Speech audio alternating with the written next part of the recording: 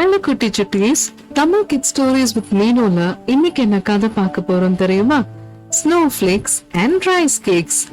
Okay குட்டீஸ், இந்த கதை எப்படி இருக்குன்னு கதைக்குள்ள போலாம் வாங்க.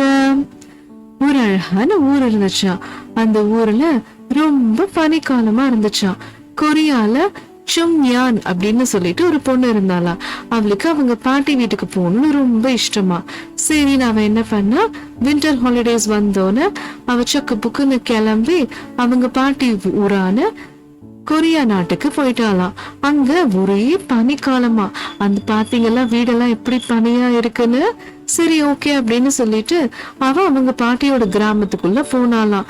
போனா அந்த கிராமமே கோலாகலமா இருக்கான். ஏன்னா அவங்க ஊர்ல ஒரு திருவிழா வரப்போகுது. அதுக்காக அந்த கிராமமே கலர் கலர் லேண்டன் லைட்ஸ் கட்டுறது என்ன, அவங்க வீடு அலங்கரிக்கிறது என்னன்னு ஜகஜோதியா இருந்துச்சான். ஒரு வழியா இவ பாட்டி வீட்டுக்கும் போயிட்டாளா. பாட்டி என்ன பண்ணிட்டு இருந்தாங்க அப்படின்னா, அவங்க வழக்கம் போல ரெட் பீன் ரைஸ் கேக் பண்றவங்க, அவங்க ஷாப் வச்சிருக்காங்க. அதனால அதுக்கு தேவையான பொருட்கள் எல்லாம் பண்ணிட்டு இருந்தாங்க. திருவிழா டைம்ங்கிறனால அவங்க கடையெல்லாம் கூட அவங்க ரொம்ப அழகா அலங்கரிச்சு பூக்கள் எல்லாம் அழகா பூத்து குலுங்குற மாதிரி ரொம்ப அழகா இருந்துச்சு அவங்களோட கடை பார்க்கவே. இதுல ஜும்க்கு ரொம்ப பிடிச்சு போச்சு. ஆஹா அப்படின்னு சொல்லிட்டு. அதுவும் இல்லாம அந்த ஊர்ல என்ன விசேஷம் அப்படின்னா, மிருகங்களும் மனுஷங்களுக்கு ஹெல்ப் பண்ணுவாங்க, மனுஷங்களும் மிருகங்களுக்கு ஹெல்ப் பண்ணுவாங்க. ரெண்டு பேரும் ரொம்ப க்ளோஸா இருப்பாங்களாம். இவங்க கடையோட திறப்பு விழா அப்படிங்கறனால எல்லா ராபிட்ஸுமே வந்துடுச்சா. எல்லா பன்னீஸும் ஜாலியா ஆடி பாடி கொண்டாடி அந்த பேத்தி குட்டியோட சுன்னோட ரொம்ப ஜாலியா என்ஜாய் பண்ணலாம். ஏன்னா இதெல்லாம் அவளுக்கு ரொம்ப புதிய அனுபவம் இல்லையா. எந்த மிருகங்களும் அப்படியெல்லாம் இருக்காது இல்லையா.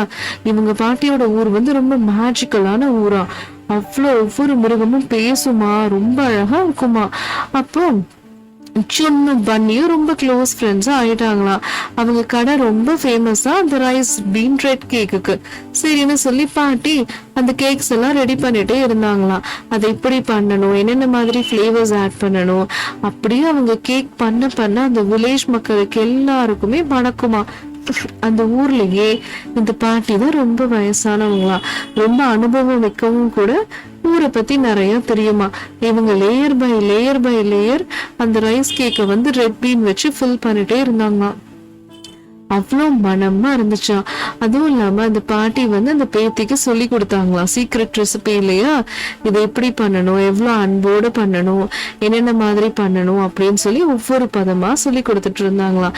அதுக்கப்புறம் இவங்க எல்லாருக்கும் நைட் ஆயிடுச்சா. சரி சாப்பிடலாம் அப்படின்னு சொல்லிட்டு சாப்பிடும் போது ஏதோ நிறைய குட்டி குட்டி மிருகங்கள்லாம் அவங்களுக்கும் பசிக்குதுன்னு சொல்லி கேட்டுச்சுங்க. சரின்னு பாட்டி அவங்க எல்லாருக்கும் சாப்பாடு கொடுத்துட்டு இந்த பேத்தி குட்டிக்கு கதை சொல்ல ஆரம்பிச்சுட்டாங்களாம். அடுத்த நாள் காலையில ஃபங்க்ஷன் இல்லையா. விடிய காலையில ஊர் மக்களுக்கு ஃபுல்லா பன்னு ரெடி பண்ணணுமே. அதனால பாட்டி என்ன பண்ணாங்க, மாவெல்லாம் வெயில்ல காய வச்சு அதுக்கப்புறம் வீட்டுல ஃபுல்லா ஸ்டோர் பண்ண முடியாதுல்ல, அதனால அவங்க வீட்டுல வெளியில வச்சுதான் அந்த எல்லா பண்ணையும் ஸ்டீம் பண்ணாங்களாம். ஸ்டீம் பண்ண மனம் ஊருக்கே வந்துச்சா. ஊருக்கா பொறுக்கவே முடியலையா வில்லேஜஸ் எல்லாருக்கும். அதுவும் இல்லாம இந்த திருவிழா அப்ப ஒவ்வொரு நைட் முன்னாடி நாளே இந்த திருவிழாவோட கதையை பாட்டி சொல்ல ஆரம்பிச்சிருவாங்களாம். அதை கேட்கறதுக்குன்னே ஊர் மக்கள் எல்லாரும் எங்கெங்க இருந்தோ கிளம்பி வந்துருவாங்களாம். ஊர் மக்களும் இல்லாம மிருகங்களும் சேர்ந்து கிளம்பி கேக்குங்களாம். ஏன்னா இது மிருகங்களும் மனுஷங்களும் ஒற்றுமையா வாழ்ற நகரம் இல்லையா. அவங்களோட கதையதான் அந்த பாட்டிமா அந்த ராத்திரி ஃபுல்லா சொல்லுவாங்களாம். அப்படியே கதையெல்லாம் சொல்லிக்கிட்டே இருந்தாங்களா. காலையில விடிஞ்சிருச்சு. ஃபுல்லா கதை கேட்டு ஒரு நாள் ஆயிடுச்சு. அதுக்கப்புறம் ஈவினிங் ஆனா திருவிழா. முதல்ல இந்த கோல்டன் பட்டர்ஃபிளைஸ் எல்லாம் பறக்க ஆரம்பிக்குமா. அது பறக்க ஆரம்பிச்சாதான் அவங்க ஊர் திருவிழாவே கொண்டாட ஆரம்பிப்பாங்களாம். இது எல்லாமே சுன்னுக்கு புது அனுபவமா இருந்துச்சு. என்னடா அது பட்டர்ஃபிளை நம்ம கலர்ஃபுல்லா பார்த்திருக்கோம், இது என்ன லைட் மாதிரி எரியுது அப்படின்னு அவ ரொம்ப ஆச்சரியப்பட்டாலாம். அடுத்தது பார்த்தா அவங்க பாட்டி பண்ணாங்க இல்லையா பன்னு ரைஸ் கேக்கு, அது ஃபுல்லா இந்த மிருகங்களுக்கு எல்லாம் கொடுத்தாங்களாம். அதை பார்த்தோம் அவ என்னடா அது நம்ம வீட்டுக்கு முன்னாடியே இவ்வளவு அமைதியா உட்காந்து சாப்பிடுதுங்களேன்னு அவளுக்கு ரொம்ப சந்தோஷமா இருந்துச்சா. அப்புறம் ராத்திரி ஆக ஆக மிருகங்களும் சரி மனுஷங்களும் சரி எல்லாரும் சேர்ந்து சந்தோஷமா சாப்பிட்டுட்டு ரொம்ப சந்தோஷமா ஆடினாங்களாம். அவங்களோட ஒற்றுமையை பாராட்டுறதுதான் இந்த திருவிழாவேவா. எல்லாம் ஆடி கீடி பாடி முடிச்சாச்சா, திருவிழா முடிஞ்சோன்னா எல்லாரும் அவங்க வீட்டுக்கு போயிட்டாங்க. ரொம்ப லேட் நைட் ஆகி ஆச்சா, அதனால அவங்க எல்லாருமே ரொம்ப பனி வேற கொட்டினால திருவிழா முடிஞ்சோன்னு அவங்க எல்லாரும் வீட்டுக்கு போய் தூங்க ஆரம்பிச்சிட்டாங்க. ஆனா இந்த சுண்ணுக்கு மட்டும் இதெல்லாம் புதிய அனுபவமா இருந்தனால அவ ஒவ்வொரு விஷயங்களையும் நினைச்சு ரொம்ப நெகிழ்ச்சியா ஒவ்வொரு விஷயத்தையும் கடந்து வந்தாலாம், ரொம்ப என்ஜாய்மெண்டோட. அவளுக்கு அன்னைக்கு ராத்திரி ஃபுல்லா தூக்கமே வரலையா.